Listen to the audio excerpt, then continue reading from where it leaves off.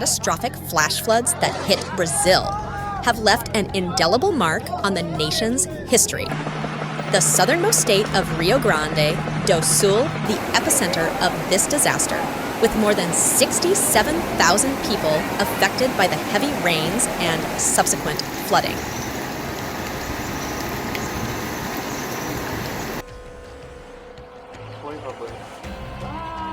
Só que não bate nada.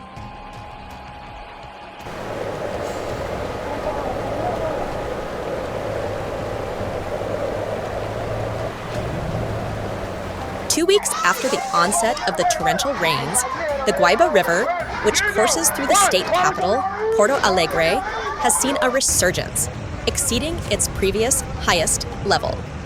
Numerous towns in Rio Grande do Sul have witnessed their streets morph into slow-moving rivers.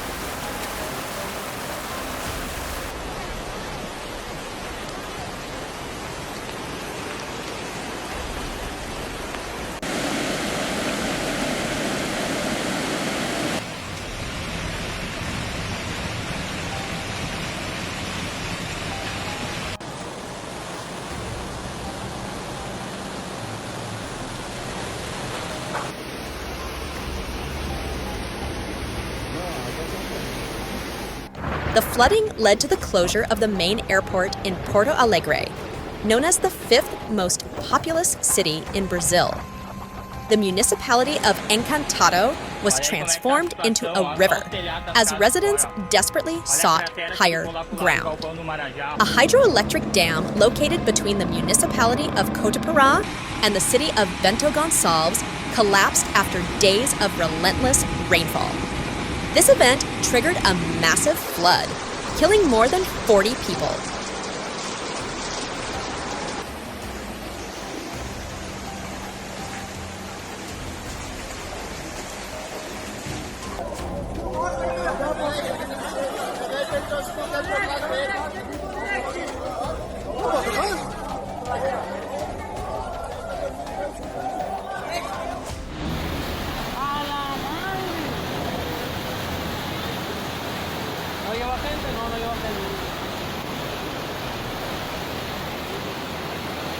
Officials reported another 70 people missing in the aftermath. The dam's collapse sent a 4-meter wave crashing through the already inundated areas, causing panic and further devastation.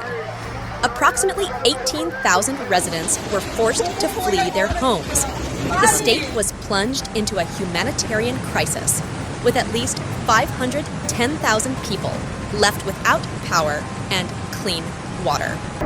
The extreme weather conditions were attributed to a rare combination of hotter than average temperatures, high humidity, and strong winds.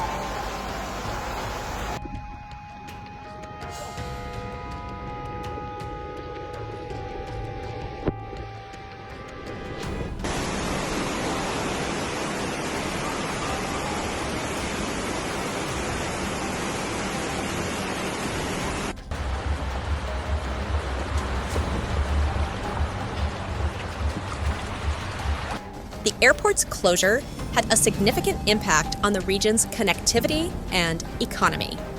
Drone footage revealed the extent of the flooding at the airport.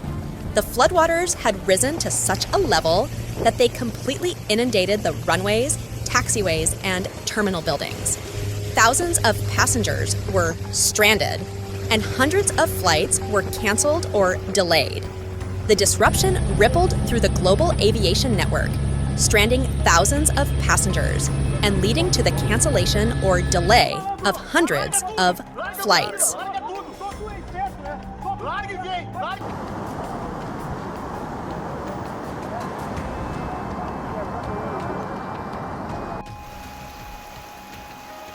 Ó, negão, aqui é o Riacho dos Patos. Ó, o Brau querendo perder a moto aí, ó.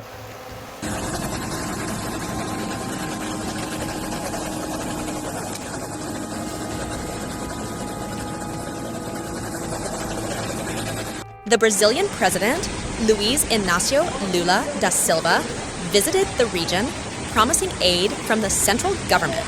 State Governor Eduardo Leite made an urgent plea for assistance, stating, We need to rescue hundreds of people in dozens of municipalities.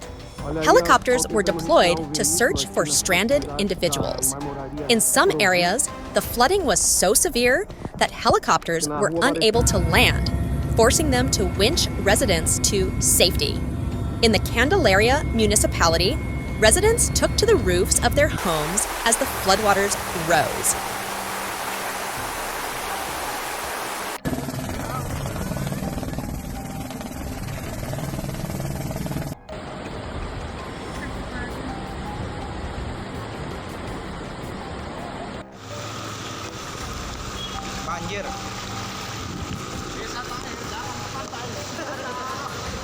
The aftermath of the flood was nothing short of catastrophic. As per the civil defense, the disaster claimed the lives of more than 153 individuals, with over 131 still missing, and nearly 550 people sustained injuries across 423 municipalities. A staggering number of people, at least 253,215, were forced to abandon their homes. Governor Eduardo Leite has stated that preliminary estimates suggest that Rio Grande do Sul will need at least 19 billion reais, $3.7 billion, for reconstruction efforts in the aftermath of the disaster.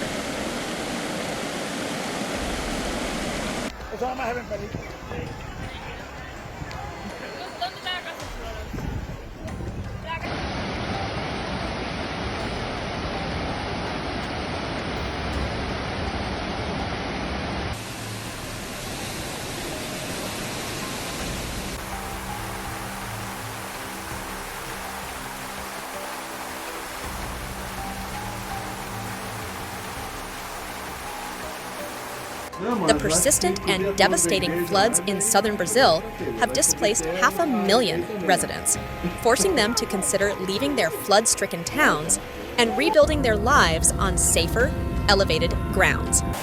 Mayor Mateus Trojan of Musum expects that a significant portion of the town's 6,000 residents will need to relocate.